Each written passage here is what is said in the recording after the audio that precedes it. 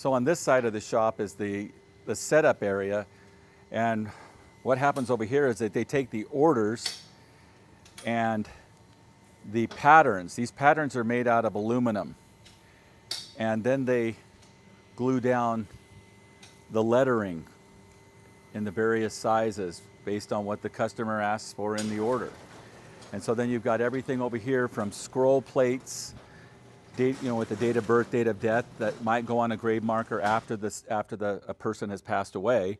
The grave marker might already be in the cemetery in the ground, but then they're going to add this bronze plate to it now that the person is passed away. So here's just a few things over here in the setup room. And then these will go over to the other side of the foundry where they get, go through the casting process that you've seen in some of the other videos we've made.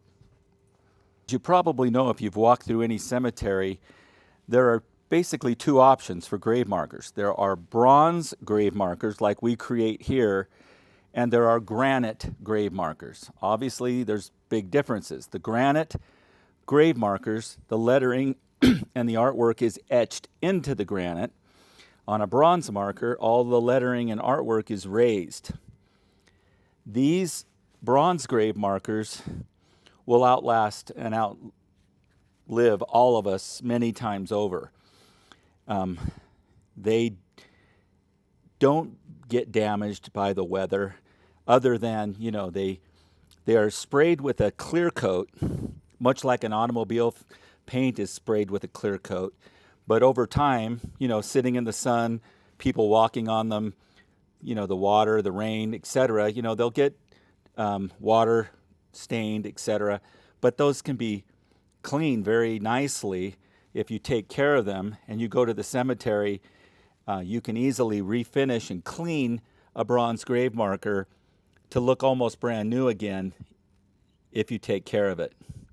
This is a beautiful one with custom artwork, clouds and things that they asked for this particular marker. One of the other things we do at CR Bronzeworks is work with the customer if they want to get some kind of porcelain photo. So those come in various sizes. There's oval porcelain photos. This is a square one.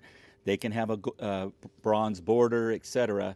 But if you also want to add some kind of porcelain photo, these are designed and made to be outdoors. They don't fade, and they are very durable, and they're simply taped or glued to the bronze marker. Now what you're seeing here is just your typical granite foundation for a bronze marker. It's a piece of granite with 4 holes drilled into it, and what happens is that the bronze has 4 places on the back where you can screw in long bolts that go through the holes and then get bolted onto the other side. So the same piece of granite that you would buy or use to make a granite headstone where the words are etched into the granite is the same kind of granite that we use as the foundation for the bronze plate.